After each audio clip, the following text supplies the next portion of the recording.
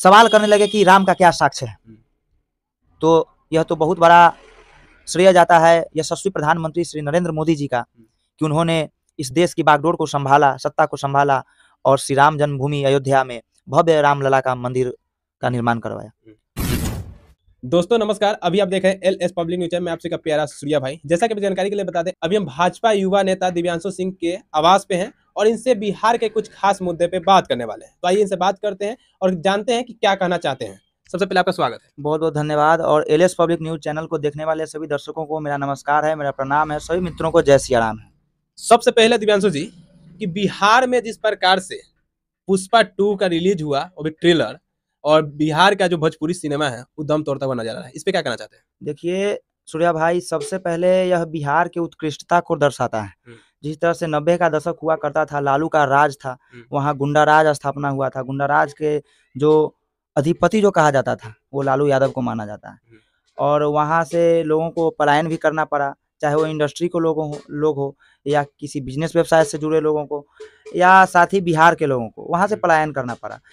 उस स्थिति में बिहार की दयनीय स्थिति थी उस समय, परंतु आज यह डबल इंजन की सरकार के द्वारा ही यह संभव हो पाया है कि साउथ जैसे इंडस्ट्री के लोग यहाँ पर आकर के अपने सबसे बड़े फिल्म का ट्रेलर लॉन्च कर रहे हैं। ये बहुत बड़ी बात है, अपने आप में बिहार के लिए गौरव की बात है कि हमारे राजधानी पटना में साउथ से लोग आकर के अपना ट्रेलर लॉन्च कर रहे हैं। इसके पीछे का क्या कारण हो सकता है? इसका एक ही कारण हो सकता है कि बिहार में आकर के अपना लोकप्रियता बढ़ाना है, और बिहार के लोग सभी फिल्मों को सपोर्ट करते हैं, सभी फिल्मों का समर्थन भी करते हैं। अच्छा, भोजपुरी सिनेमाओं पर क्या कहना चाहते हैं? देखिए, भोजपुरी सिनेमा हमारे मिट्टी से जुड़ा हुआ है, और आपको कोई विदेश का सीन उसमें नहीं दिखाएगा। आपके घर परिवार में जो घटना घटित होती है, आपके समाज में जो घटना घटित होती है, उसी के आधार पर लोग फिल्म बनाते हैं। और मैं तो अनुरोध करता हूँ अपने दर्शकों से कि मित्रों, भोजपुरी सिनेमा को आगे बढ़ावा दिया जाए और अश्लील जैसे चीज जो हो उसको बंद करना चाहिए। और अभी अश्लील की बात बोले हैं, अश्लील बात सही बोले हैं।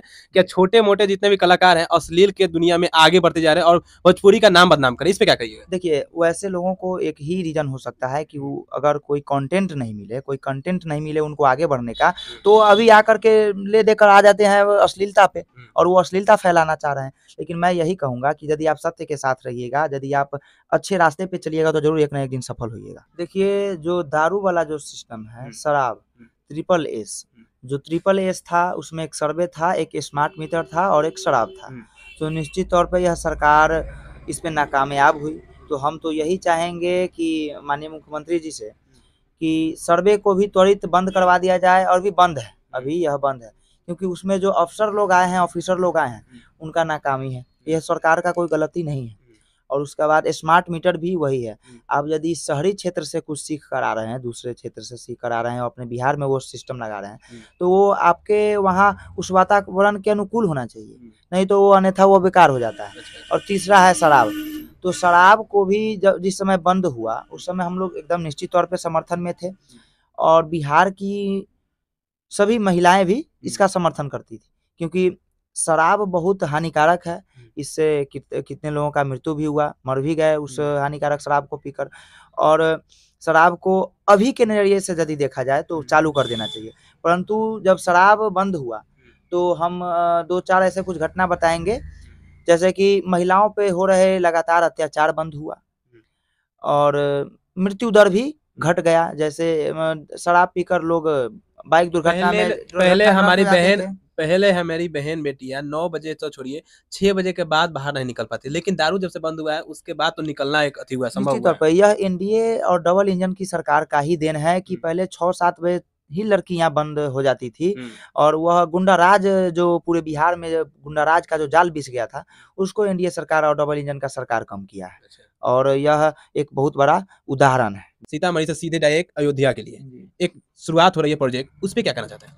देखिए, जो डायरेक्ट सीतामढ़ी से अयोध्या के लिए जो हाईवे का निर्माण किया जा रहा है, यह डबल इंजन का सरकार और माननीय प्रधानमंत्री श्री नरेंद्र मोदी जी के मजबूत नेतृत्व का यह एक बहुत बड़ा उदाहरण है।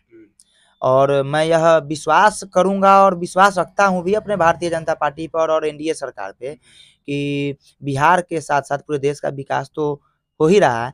और अयोध्या के तर्ज पे हमारे माता जानकी का जन्मभूमि जो पुनौरा धाम है, जो सीतामढ़ी धाम है, उसका भी विकास सुनिश्चित है और होगा भी। 500 करोड़ का बजट मिला है माता जानकी जन्मभूमि के लिए। जी। बिहार में ऐसे खास करके देखा भी जा रहा है कि जब से डबल इंजन की सरकार बनी है, बिहार में कुछ ना कुछ नया-नया हो रहा है। जैसे कि खेल मैदान का भी शुरुआत होने लगा है और कुछ दिनों में बिहार में क्रिकेट का भी मैदान बन के तैयार होगा। इस पे क्या कहिएगा? देखिए, निश्चित तौर पे अभी बिहार में ही हॉकी चल रहा है। उसमें हमारी सबसे पहले कि पूरे बिहार वासियों को हम शुभकामना देंगे कि हमारी भारतीय महिला टीम सेमीफाइनल में पहुंच चुकी है। और यह पहले का जो सत्ता व्यवस्था था वो पूरा गड़बड़ा कर रख दिया था, उसको एकदम जर्जर स्थिति हो चुकी थी। परंतु आज का जो मजबूत डबल इंजन का सरकार है, भारतीय जनता पार्टी की सरकार के नेतृत्व में बिहार में खेल पर भी जोर दिया जा रहा है। माननीय यशस्वी मुख्यमंत्री जी के कर्मठ और सुयोग्य कार्यों की वजह से ही यह सब कुछ संभव हो पा रहा है। नहीं तो ना पहले खेल के लिए, ना कबड्डी के लिए कोई व्यवस्था था, ना क्रिकेट के लिए कोई व्यवस्था था, ना हॉकी के लिए व्यवस्था। परंतु आज यह सब कुछ सच होता दिखाई दे रहा है भारतीय जनता पार्टी और डबल इंजन की सरकार के नेतृत्व में।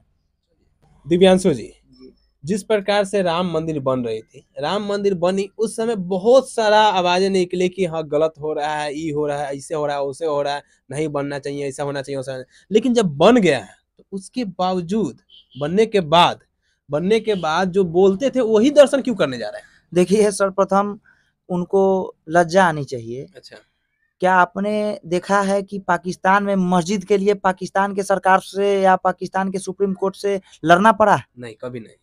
क्या आपने देखा है कि किसी मुस्लिम देश में वहाँ पर मस्जिद बनाने के लिए लड़ना पड़ा? नहीं, कभी नहीं। लेकिन हमारे देश में कुछ ऐसे नेता हुए, अभी हिंदुओं का देश है, हिंदुओं का देश है भारत, उस पवित्र देश में राम के ऊपर सवाल खड़ा कर दिए कि राम का क्या साक्ष्य है। राम मंदिर के विरोध में 20-20, 22-22 वकील खड़ा कर दिए और सवाल करने लगे कि राम का क्या साक्ष्य है। तो यह तो बहुत बड़ा श्रेय जाता है यशस्वी प्रधानमंत्री श्री नरेंद्र मोदी जी का कि उन्होंने इस देश की बागडोर को संभाला, सत्ता को संभाला और श्री राम जन्मभूमि अयोध्या में भव्य रामलला का मंदिर का निर्माण करवाया। तो उनको तो शर्म आनी चाहिए कि सर्वप्रथम की रामलला पे सवाल खड़ा किए और खुद आकर आज दर्शन कर रहे हैं। तो हम उनको क्या बोलें, लोग समझ ही रहे हैं। अच्छा, एक और मंदिर हमारे बिहार की धरती पे बने है जो कि बेतिया में बन रही है, जो कि रामायण मंदिर, जो कि विश्व का सबसे बड़ा मंदिर बताया जा रहा है। इस पे क्या कहना चाहते हैं? देखिए, हमारे भारत देश में मंदिर से ही, मठों से ही यह आवाज उठती है कि विश्व का कल्याण हो। तो विश्व के कल्याण के लिए हम सभी लगे हुए हैं। विश्व की कल्याण के लिए हम सभी रोज प्रार्थना, पूजा पाठ कर रहे हैं और विराट रामायण मंदिर के माध्यम से यह संदेश जा चुका है पूरे देश में कि भारत अखंड और भारत और हिंदू राष्ट्र बनकर ही रहेगा। हम कह रहे हैं कि जब तक सांसें चलेगी हिंदू जगाता रहूंगा, सेवा मुझे दी राम ने और सेवा मैं हमेशा करूंगा। और जीवन का एक ही मात्र उद्देश्य बच जाता है, अखंड भारत हिंदू राष्ट्र। जब तक अखंड भारत और हिंदू राष्ट्र नहीं बनेगा तब तक हम लोग का जो यह संगठन है दिन रात कार्य करता रहेगा। मित्रों, हम यह आपके सूर्या भाई, हम आपके माध्यम से यह बता दें कि कई सारे सनातन संगठन हुए और आगे भी होंगे और कितने सनातन के प्रचारक हुए और आगे भी होंगे, परंतु दिव्यांशु उसमें से वैसा नहीं है कि सिर्फ सनातन का प्रचार प्रसार ही करना नहीं है। मैं सनातन का विचारक बनूंगा। मैं उसको पहले समझकर कि सनातन क्या है, उसको पहले समझने की आवश्यकता है, उसका मैं सच्चा और अच्छा विचारक बनूंगा। अच्छा, लास्ट सवाल दिव्यांशु जी, जिस प्रकार से एनडीए ने अपना सरकार तो इस बार बनाया था, लेकिन 2025 में क्या एनडीए या बीजेपी खुद अपना सरकार बनाएगी? निश्चित तौर पे इस पे हम कुछ बात करना नहीं चाहेंगे, लेकिन इतना हम आपको आश्वस्त कर देंगे कि ऑन कैमरा कुछ बातें नहीं बताई जाती। इतना तो हम आश्वस्त कर दें आप सभी दर्शकों को भी कि 2025 में निश्चित तौर पे एनडीए की सरकार का स्थापना पुनः होगा जी।